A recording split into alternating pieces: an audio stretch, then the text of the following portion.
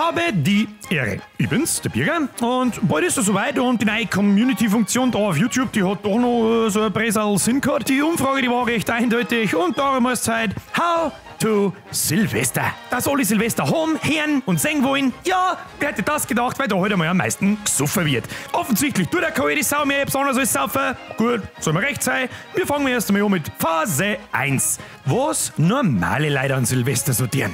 Ach ja, der Otto-Normalalkoholiker, der hockt sich an Silvester hin und zieht einen Standard-Scheißdreck durch.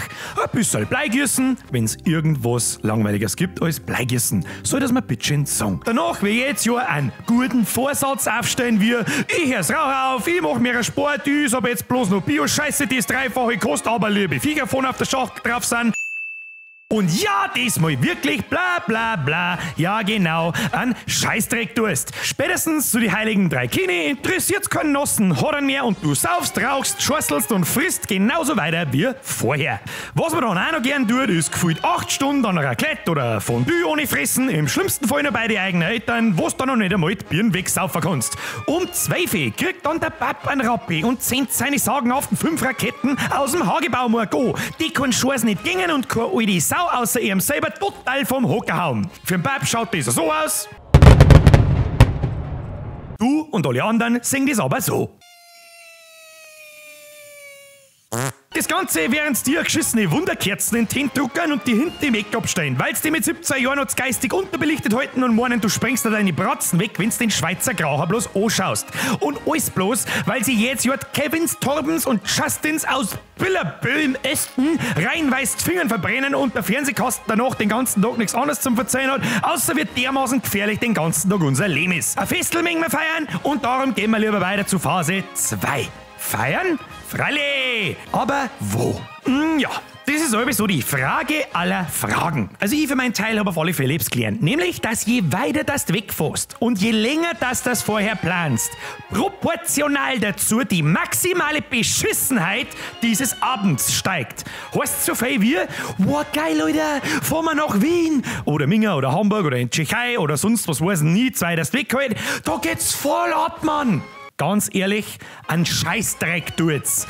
Dann bist du dort mit bloß einer Handvoll Leid, weil 3/4 davon 2 Tage vorher abspringt. Alle so, yeah, das wird voll super. Und 5 Minuten nachdem du meistens aus dem Zug aussteigst, merkst du, dass du erstens keine alte Sau kennst, zweitens alle, die du kennenlernst, irgendwas zwischen geistig unzurechnungsfähig und behindert sind und drittens, ihr euch keinen Stecker auskennt, wo's hingehen sollt und obendrauf alles das 8-fache mehr kostet wie daheim. Und dann möchtest du eigentlich sofort heim, aber Gott sei Dank geht der Zug vor 6 Uhr in der Früh nicht zurück. Gratuliere!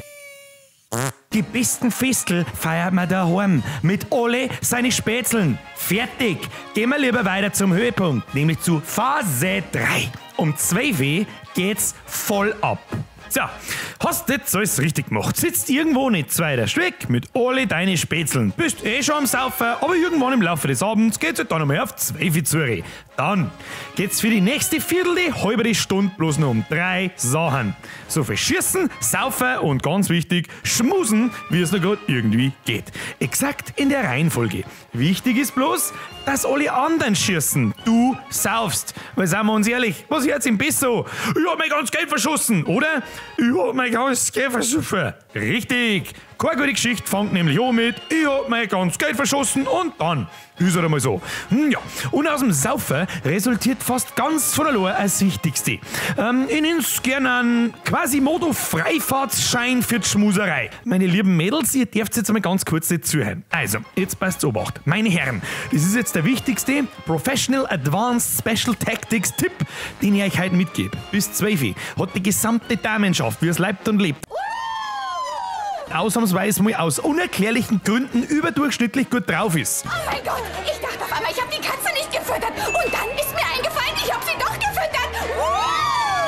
In einem Übermut so voll gesoffen, dass sie flächendeckend allesamt so voll kombiniert mit Superlaune sind, dass wirklich der letzte fotzengrobe Hamisepp jetzt die Möglichkeit hat, eine zum Zusammenschmusen zu finden.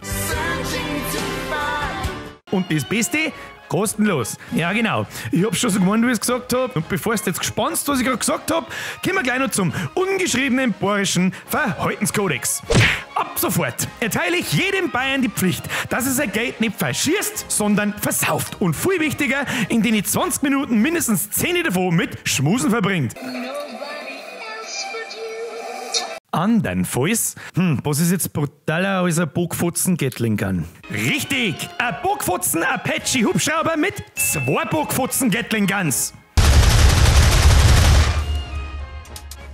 So, meine persönliche Meinung ist ja tatsächlich, dass Silvester an und für sich maßlos überschätzt wird, aber wahrscheinlich bin ich mittlerweile bloß ein zu alter Lappen. Draufgeschissen, Hauptsache es gibt ausnahmsweise mal einen Grund zum Saufen, haben wir auch nicht jeden Tag und viel mehrer Geschmus gehört. Wie immer sage ich merci fürs Zuschauen, merci für jeden Kommentar und Like. 2017 war wirklich ein narrisch brutales Jahr für mich, ich hoffe für euch auch.